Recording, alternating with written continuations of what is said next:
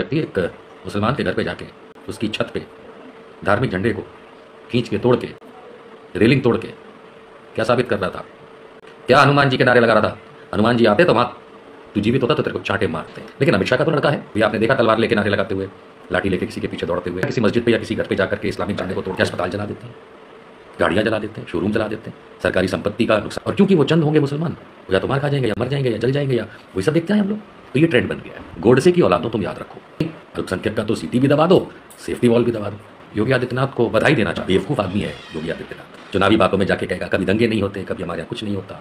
रोज कहीं ना कहीं महिलाओं के साथ दुराचार हो रहा है, अल्पसंख्यकों को दबाया जा रहा है, दलितों को दबाया जा रहा है। सुधर जाओ बदमाशों, यदि नरसिंहासन वो जो भी है घंट, उसके जैसे मत बनो, तेल दिए जाओगे चाहे तुम कोई भी। बहराइच में दंगे हो गए, क्यों हुए? दुर्गा विसर्जन था, प्रशासन से परमिशन तो ली ही होगी। इतना बड़ा प्रशासन का बोलबाला है पूरे यूपी में, तो डीएम साहब, एसपी साहब, साहिबाओं के पास से परमिशन तो ली होगी, सिक्योरिटी तो ली होगी। क्योंकि भाई सब लोग जानते हैं कि ऐसे प्रोसेशन में, ऐसे जब निकलती हैं शोभा यात्राएं, तो गड़बड़ झाला तो होता ही है, कई जगहों पे होता है ना, गलत तो नहीं कह रहा हूँ।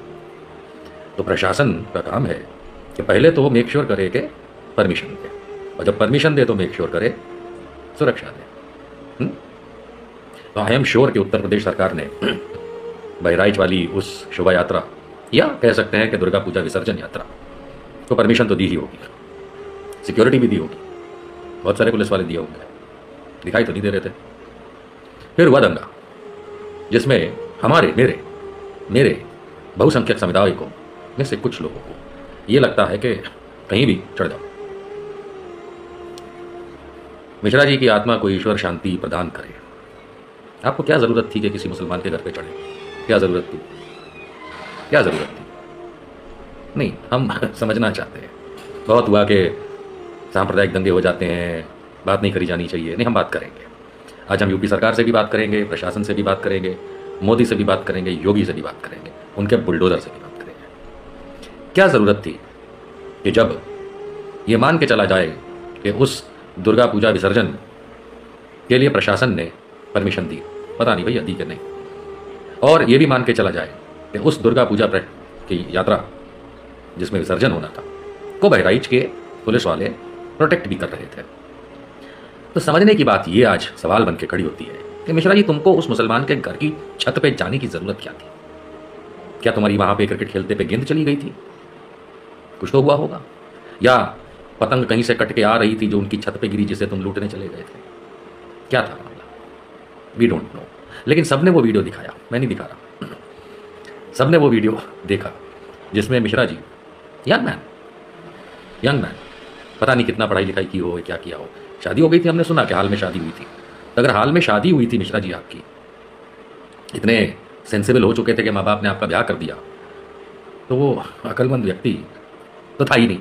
ऐसा कोई कह सकता है? नहीं कह सकता है, क्योंकि माँ बाप ने शादी करा दी थी, बहुत अक्लमंद व्यक्ति था। जब हम अक्लमंद हो जाते हैं तभी माँ बाप शादी कराते हैं। और ऐसा अक्लमंद व्यक्ति एक मुसलमान के घर पे जाके उसकी छत पे धार्मिक झंडे को खींच के तोड़ के रेलिंग तोड़ के क्या साबित कर रहा था? क्या हनुमान जी के नारे लगा रहा था?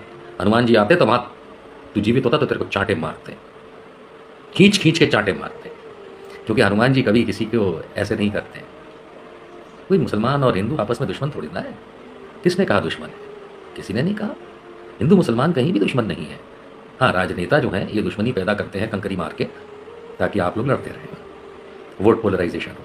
अमित शाह का बेटा क्या करता है? नहीं, अमित शाह जो है, मोदी तो खैर यूजलेस है, उसका तो कोई औलाद है नहीं, हो भी नहीं सकती, ही इज़ नॉट केपेबल। लेकिन अमित शाह का तो लड़का है, केपेबल आदमी, बेटा पैदा किया। क्या करता है उसका बेटा? कभी आपने देखा तलवार लेके नारे लगाते हुए, लाठी लेके किसी के पीछे दौड़ते हुए? कभी देखा किसी मस्जिद पे या किसी घर पे जाकर के इस्लामिक झंडे को तोड़ते हुए?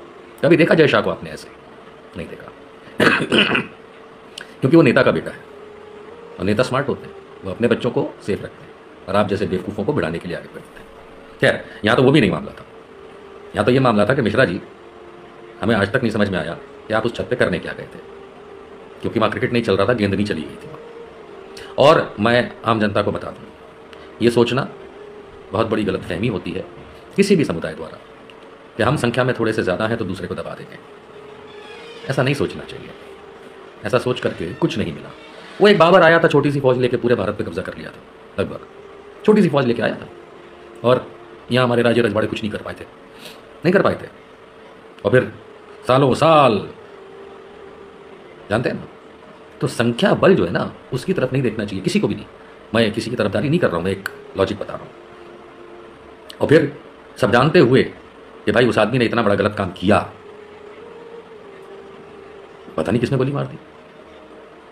भाई हो सकता है कि किसी ने आवेश में आके गोली मार दी हो। अब वो व्यक्ति कोई भी हो सकता है, हाँ, जिसको दुख पहुंचा हो या जिन लोगों को दुख पहुंचा हो वो भी हो सकते हैं, और अन्यथा उसके साथी भी हो सकते हैं कि चलो इससे बवाल बढ़ेगा। हमें क्या पता, ये तो पुलिस का काम है, प्रशासन का काम है, न्यायिक प्रक्रिया का काम है, वो पता करेंगे। लेकिन फिर अनफॉर्चुनेटली उसकी मृत्यु हो जाती है। और फिर मृत्यु हो जाती है, फिर क्या करते हैं? फिर उसके साथ ही नहीं, फिर हिंदुत्ववादी गुंडे सड़क पे उतरते हैं, हॉस्पिटल जला देते हैं, अस्पताल जला देते हैं। ये किन नराधमों का काम हो सकता है कि अस्पताल जला देते हैं, गाड़ियाँ जला देते हैं, शोरूम जला देते हैं, सरकारी संपत्ति का नुकसान करते हैं। यही तो योगी बाबा, जो कि उत्तर प्रदेश के सीएम हैं, याद है कुछ समय पहले तक पुराने जो दंगे होते थे उसमें बिल भेजते थे, याद है, बिल भेजते थे, कितना पैसा तुमको जमा करना पड़ेगा क्योंकि तुमने नुकसान किया था। देखते हैं यहाँ किसका भेजेंगे। और फिर हमारे उत्तर प्रदेश के ADGP law and order STF chief साहब, बड़े फेमस अमिताभ जी, उनको खुद जाकर के मोर्चा संभालना पड़ा और इन हिंदुत्ववादी बदमाशों को कंट्रोल में लेना। यह सामाजिक मानसिकता क्या है, मैं वो समझने की कोशिश करूँ, सबकी, किसी एक की नहीं। क्या है हमारे भारतीय समाज की मानसिकता, क्या है? ऐसे तो बहुत सूफियानी बातें और साधुवाद वाली बातें की जाने लगी हैं आजकल चारों तरफ। क्या हमारे किसी भी अच्छे धर्म गुरु, किसी भी धर्म के हो, क्या ये सब सिखाते हैं? जो सिखाते हैं वो तो जेल में जाते हैं। नहीं, कोई सिखाते हैं? नहीं। क्या किसी के माँ बाप ये सब सिखाते हैं? नहीं। कि दूसरे धर्म के झंडे तोड़ो, उनके घर पे जाके अटैक करो? नहीं।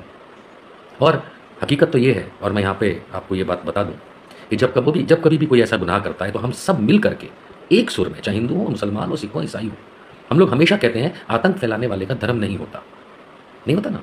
लेकिन ये मिश्रा जी ने जब वहाँ पे आतंक फैलाया तो उसके साथी और उसको सपोर्ट करने वाले धर्म का रूप कैसे ले लिया आपने? भाई वो तो आतंक फैला रहा था ना, किसी के घर पे जाके किसी धार्मिक भावना को, किसी प्रॉब्लम को खड़ा करना बिल्कुल गलत तरीके से। और हम सब जानते हैं भाई, इतने सालों से वीडियोस देखते आए हैं कि हज़ारों हिंदू इकट्ठे हो जाएंगे और फिर अटैक कर देंगे मस्जिद पे, मदरसे पे, किसी घर पे, मोहल्ले पे, और क्योंकि वो चंद होंगे मुसलमान, या तो मार खा जाएंगे, या मर जाएंगे, या जल जाएंगे, या वही सब देखते हैं हम लोग। तो ये ट्रेंड बन गया है। और जहाँ चार ने इकट्ठा होकर के जवाब दे दिया, जो कि गलत है, देना नहीं चाहिए, बिल्कुल नहीं देना चाहिए, क्योंकि कानून को अपना तरीका अपनाना चाहिए। अगर मुझे कोई थप्पड़ मारे तो मुझे उसको वापस मुड़ के थप्पड़ नहीं मारना चाहिए, यही गांधी जी ने बोला। लेकिन अगर दूसरा काल में ऐसे करता हूँ और उसमें फिर तुम थप्पड़ मारोगे, तब मुझे क्या करना चाहिए, ये गांधी जी ने नहीं बोला, है ना। गोडसे की औलाद हो तुम, याद रखो। गोडसे की औलाद कौन है? यही हिंदुत्ववादी तत्व। और जहां मुसलमान गलत तत्व, वो भी। मैं हमेशा कहता आया हूं, वर्षों से कहता आया हूं कि प्रेशर कुकर में जब पूरा प्रेशर बन जाता है उसके बाद सीटी को बजना ही होता है, यानी बुराई को एस्केप करने देना होता है, वरना फट जाएगा प्रेशर कुकर। लेकिन आप लोग मान नहीं रहे, आप प्रेशर कुकर के ऊपर पैर रख देते हैं सीटी पे, है ना, तेरे को बजने नहीं देंगे। तो क्या होगा? सेफ्टी वॉल्व वो रिलीज हो जाएगा। आप लोग उस पर भी पैर रख के बैठ गए हो कि नहीं, अल्पसंख्यक का तो सीटी भी दबा दो, सेफ्टी वॉल्व भी दबा दो। तो यहाँ अल्पसंख्यक और बहुसंख्यक की बात नहीं है, यहाँ किसी के साथ भी आप ऐसा करेंगे ना तो प्रेशर कुकर फटेगा। और मैं योगी आदित्यनाथ को बधाई देना चाहता हूँ कि 7 साल में कोई दंगे हुए ही नहीं हमारे उत्तर प्रदेश में, हुए ही नहीं भैया, हुए ही नहीं। ऐसा बेवकूफ़ आदमी है योगी आदित्यनाथ, चुनावी बातों में जाके कहेगा कभी दंगे नहीं होते, कभी हमारे यहाँ कुछ नहीं होता।